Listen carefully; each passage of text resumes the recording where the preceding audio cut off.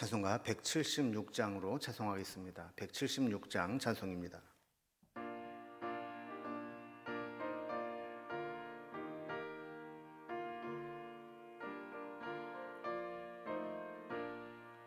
주 어느 때 다시 오실는지 아는 이가 없으니 등 밝히고 너는 깨어 있어 주를 반겨 맞으라. 주 안에서 우리 몸과 마음이 깨끗하게 되어서 주 예수님 다시 오실 때에 모두 기쁨으로 맞으라. 주 오늘에 다시 오신다면 부끄러움 없을까? 잘하였다 주님 칭찬하며 우리 맞아주실까? 주 안에서 우리 몸과 마음이 깨끗하게 되어서 주 예수님 다시 오실 때에 모두 기쁨으로 맞으라. 주 예수님 맡겨주신 일에 모두 충성 다했나? 내 맘속에 확신 넘칠 때에 영원한 식 얻겠네. 주 안에서 우리 몸과 마음이 깨끗하게 되어서 주 예수님 다시 오실 때에 모두 기쁨으로 맞으라. 주 예수님 언제 오실는지 한밤에나 낮에나 늘 깨어서 주님 맞는 성도 주의 영광 보겠네. 주 안에서 우리 몸과 마음이 깨끗하게 되어서 주 예수님 다시 오실 때에 모두 기쁨으로 맞으라. 아멘. 오늘 나눌 하나님 말씀은 마가복음 13장 28절에서 37절까지의 말씀입니다. 마가복음 13장 28절에 37절까지 78면입니다. 말씀을 제가 봉독하겠습니다. 무화과 나무의 비유를 배우라. 그 가지가 연하여 지고 잎사귀를 내면 여름이 가까운 줄 아나니 이와 같이 너희가 이런 일이 일어나는 것을 보거든 인자가 가까이 곧 문 앞에 이른 줄 알라. 내가 진실로 너희에게 말하노니 이 세대가 지나가기 전에 이 일이 다 일어나리라. 천지는 없어지겠으나 내 말은 없어지지 아니하리라. 그러나 그 날과 그때는 아무도 모르나니 하늘에 있는 천사들도 아들도 모르고 아버지만 아시느니라. 주의하라. 깨어 있으라. 그때가 언제인지 알지 못함이라. 가령 사람이 집을 떠나 타국으로 갈 때에 그 종들에게 권한을 주어 각각 사물을 맡기며 문지기에게 깨어 있으라 명함과 같으니 그러므로 깨어 있으라. 집 주인이 언제 올는지 혹 저물 때에 있는지 밤중 일는지 닭 울 때에 일는지 새벽 일는지 너희가 알지 못함이라. 그가 호련히 와서 너희가 자는 것을 보지 않도록 하라. 깨어 있으라. 내가 너희에게 하는 이 말은 모든 사람에게 하는 말이니라 하시니라. 아멘. 예수님과 제자들이 성전에서 나오실 때 제자들이 이 성전의 웅장함을 보면서 예수님께 감탄하는 이야기를 하죠.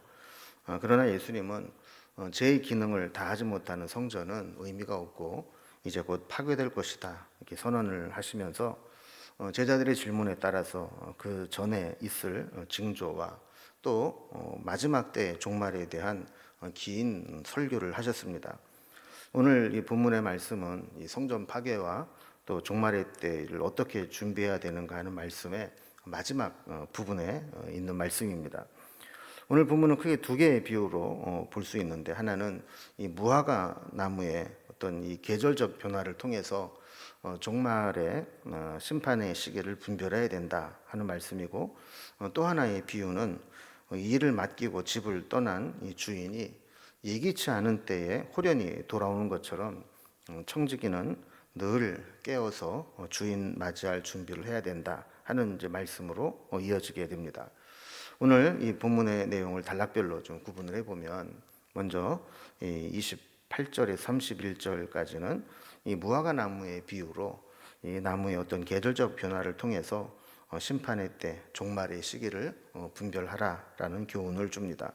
그리고 32절에서 37절까지는 일을 맡기고 집을 떠났던 이 주인이 예기치 않은 때에 돌아오게 될 것을 알고 깨어 있어야 되는 것처럼, 우리 주님의 심판의 때, 종말의 때도 그렇게 예기치 않은 때에 올 수 있다. 그러니 깨어 준비하라라는 말씀을 하고 있습니다. 이제 단락별로 봅니다. 먼저 첫 번째, 이 무화과 나무의 비유입니다. 이 무화과 나무의 계절적 변화를 통해서 이 종말의 시기를 우리가 어떻게 분별해야 되는가 하는 내용입니다.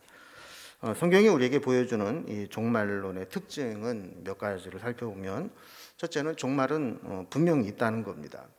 그리고 종말의 때를 앞선 징조는 선명하게 나타나지만, 그렇다고 해서 그 일시는 정확히 알려주지 않는다는 겁니다. 아마도 종말의 때를 날짜와 시간을 정확히 모르는 것이 우리에게 유익하기 때문에 하나님께서는 알려주지 않으셨을 겁니다. 28절에 보면 이 무화과 나무의 비유를 배우라 하시면서, 나무의 가지가 연하여지고 잎사귀를 내면 여름이 가까운 줄 안다, 이렇게 이야기를 합니다. 사실 계절의 변화를 제일 먼저 알게 해주는 것 중에 하나가 꽃과 나무죠. 겨우내 죽어 있는 것처럼 보였던 나무에 물기가 오르고 푸르른 빛에 감돌다가 잎사귀가 나기 시작하고 무성해지면, 이제 여름이 가까웠구나라고 경험적으로 알게 된다는 겁니다. 특히 무화과 나무는 여름에 수확하게 되기 때문에 잎이 무성해지면 추수할 때를 준비하게 되는 거죠. 자, 이렇게 무화과 나무의 계절적 변화를 통해서 시기를 분별하는 지혜를 얻는 것처럼, 영적으로도 하나님의 심판과 종말의 징조를 보면서 우리가 알 수 있어야 된다라는 겁니다. 29절에 보면, 너희가 이런 일이 일어나는 것을 보거든 인자가 가까이 곧 문 앞에 이른 줄을 알라 그랬습니다. 지금까지 성전 파괴와 종말에 대한 말씀을 하시면서 그 전에 있을 것이라고 말씀하신 징조들이 나타나게 되면, 주님이 말씀하신 대로 인자가 가까이 이른 것을 아는 분별력이 있어야 된다는 거죠. 그러니까 날짜를 꼭 집어서 몇 년도 몇 월 며칠이다 이렇게 알려주지 않아도, 주님께서 말씀하셨던 이 징조들이 계속해서 반복적으로 그리고 점점 더 선명하게 드러나게 된다면, 환난과 위기가 다가오고 있구나라는 것을 깨닫고 대비할 수 있어야 된다라는 겁니다. 30절에 보면, 이 세대가 지나가기 전에 이 일이 다 일어날 것이다 그랬습니다. 그러니까 예수님의 이 말씀은 어떤 부분은 이 성전 파괴에 대한 징조에 국한됩니다. 그래서 이 세대가 지나가기 전에 다 일어날 것이다 하는 것은 성전 파괴를 이야기하는 거죠. 그래서 성전 파괴의 현실은 제자들이 살아있는 동안에 일어나게 될 것이라고 말씀하는 겁니다. 31절에 보면 이 말씀을 하신 후에, 천지는 없어지겠으나 내 말은 없어지지 아니하리라 그랬습니다. 그러니까 주님이 해주신 말씀의 확실성을 강조하는 말씀이죠. 성전 파괴와 종말에 대한 주님의 예언은 믿고 싶지 않은 일이고, 또 징조가 개별적인 사건으로 나타나는 것이 아니라 어떤 징조로 이렇게 나타나기 때문에 조금 지연이 되면 믿지 못하고 또 잊기가 쉽습니다. 그러나 주님의 말씀은 늦어지는 것처럼 보이고 지연되는 것처럼 보인다 할지라도 반드시 성취될 것이기 때문에, 설령 내가 생각했던 때에 주님 말씀하신 것이 이루어지지 않아도 그것에 대해서 잊어버리거나 또 경홀히 여겨서는 안 되고 반드시 이루어질 것이다라고 믿으라는 겁니다. 자, 이제 이 두 번째 비유를 말씀합니다. 이 두 번째 단락을 보면 일을 맡기고 집을 떠났던 주인이 예기치 않은 때 돌아올 것을 종들은 늘 알고 깨어 있어야 된다라는 이야기입니다. 자, 주님이 말씀하신 때는 정확한 날짜와 시간이 아니라 징조로 알려주신다고 그랬죠. 이러이러한 일들이 나타나게 되면 그때가 가까이 왔구나라고 알라는 겁니다. 32절에도 보면 그날과 그때는 아무도 모르나니 하늘에 있는 천사들도 또 아들도 모르고 아버지만 아시느니라 그랬습니다. 자, 이렇게 징조만 알려주시고 정확한 일시를 알려주지 않으시는 이유는 우리가 날짜에 매이지 말고 늘 깨어있는 신앙을 갖게 하기 위함입니다. 어떤 사람은 어떻게 그때를 준비할 것인가 보다는 그때가 언젠가 여기에 관심이 더 많죠.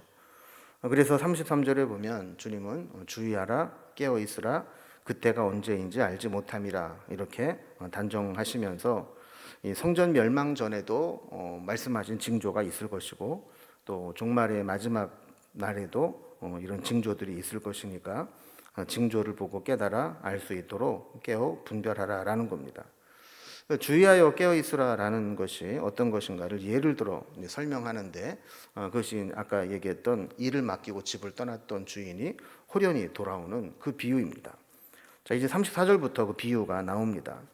자, 가령 사람이 집을 떠나 타국으로 갈 때 그 종들에게 권한을 주어 각각 사물을 맡기며 문지기에게는 깨어 있으라 명함과 같으니라 그랬습니다. 일반적으로 이제 종과 주인의 자세가 다릅니다. 주인은 이게 자기 일이기 때문에 누가 보든 안 보든 누가 알아주든 안 알아주지 않든 자기가 해야 될 일을 충실히 행합니다. 안 하면 자기만 손해이기 때문이죠. 그러나 종은 그렇지 않습니다. 주인이 시키는 것만 하면 됩니다. 아무리 일을 열심히 잘해도 주인 좋은 일만 시키는 것이지 자기 것이 아닙니다. 또 행여라도 주인이 시키지 않은 것 괜히 열심히 했다가 주인이 왜 시키지 않은 거 하냐 그러면 또 꾸중을 들어야 됩니다. 그래서 종들은 주인이 지켜보고 있으면 열심히 하는 척합니다.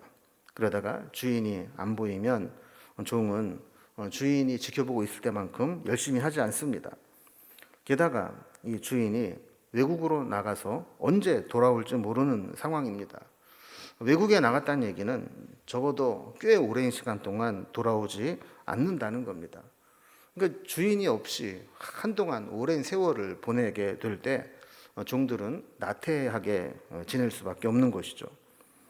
여러분이 주인이라면 주인으로서 이 집을 떠나면서 맡기고 가면서 종들에게 어떤 모습을 기대하겠습니까?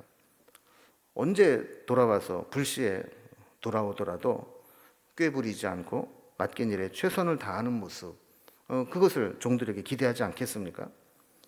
종들끼리 주인이 집을 떠난 지 얼마쯤 되었으니 언제쯤 돌아올 거야 막 이렇게 상의하면서 지금은 돌아올 때 아니니까 우리 하고 싶은 대로 쉬고 놀다가 주인이 돌아올 때쯤 되면 그때부터 열심히 일하는 척하고 있으면 돼.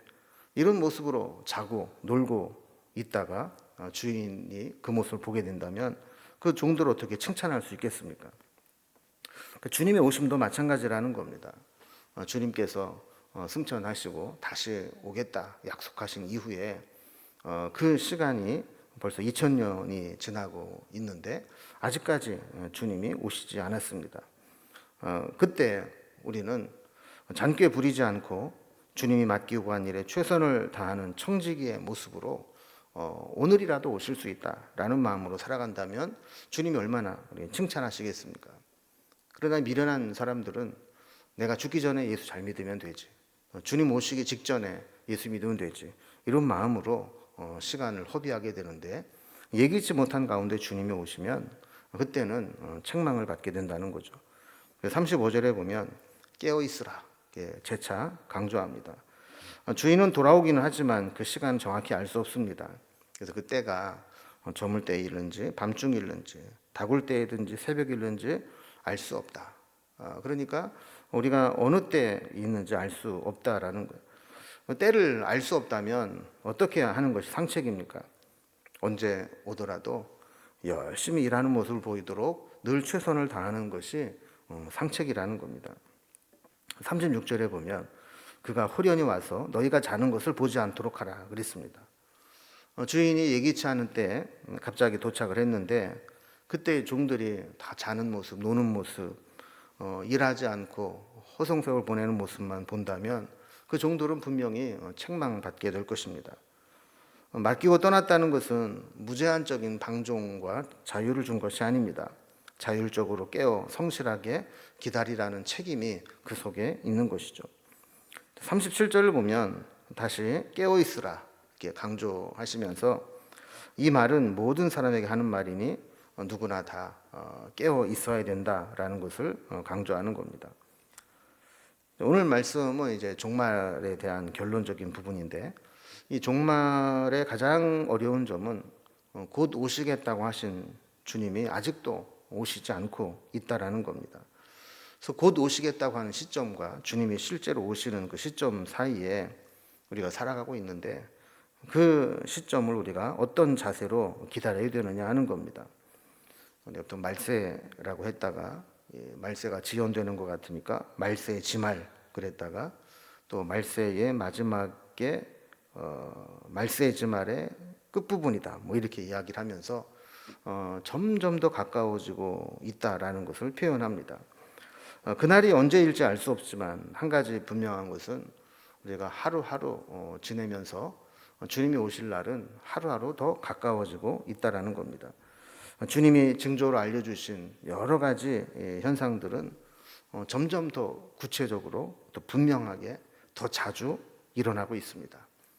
이 이야기는 주님의 말씀하신 그 징조가 더욱더 분명해지고 주님 오실 날이 가까워지고 있다는 거죠. 그래서 시한부 종말론처럼 날짜를 박아놓고 거기에 매이는 것도 잘못된 신앙이지만 주님이 더디 오신다고 해서 분별력을 잃어버리고 영적으로 나태하거나 잠들어 있거나 허송세월 보내는 것 이것도 문제라는 겁니다. 우리는 오늘 다시 한번 주님이 오심을 기억하고 그때가 점점 더 가까이 오고 있다는 것을 가지고 영적으로 깨어 긴장하며 주님 맞을 준비를 하고 살아가고 있는지를 점검하는 그런 신앙이 되어지기를 주님의 이름으로 기원합니다. 기도하겠습니다. 하나님 아버지, 오늘 무화과 나무의 비유와 또 종들에게 맡기고 집을 나갔다가 돌아오는 주인의 비유를 통해서 마지막 때에 주님의 오심을 우리가 어떤 마음으로 기다리고 준비해야 되는지를 알려주셨습니다. 주님이 곧 오시겠다고 했지만 더디 오는 것처럼 느껴질 때도 있어서 우리는 주님의 오심을 잊어버리고 호랑방탕하게 세월을 낭비하며 살아가기가 쉽습니다. 그러나 주님이 반드시 오신다고 말씀하셨으니 그때가 가까이 옴을 깨닫게 하시고 또 주님이 말씀하신 징조가 더 구체적으로 분명하게 더 자주 일어나고 있음을 보면서 우리가 더 깨어 있어야 될 것을 깨닫게 됩니다. 늘 깨어 주님과 교제하며 오늘이라도 주님이 오실 때 우리가 기쁨으로 맞이할 수 있도록 준비된 삶을 살아갈 수 있도록 인도해 주시옵소서. 오늘도 그렇게 주님 맞이할 준비로 하루를 살아가기를 소망하며 예수님의 이름으로 기도드리옵나이다. 아멘. 각자에게 두 제목들로 자유롭게 기도하시겠습니다.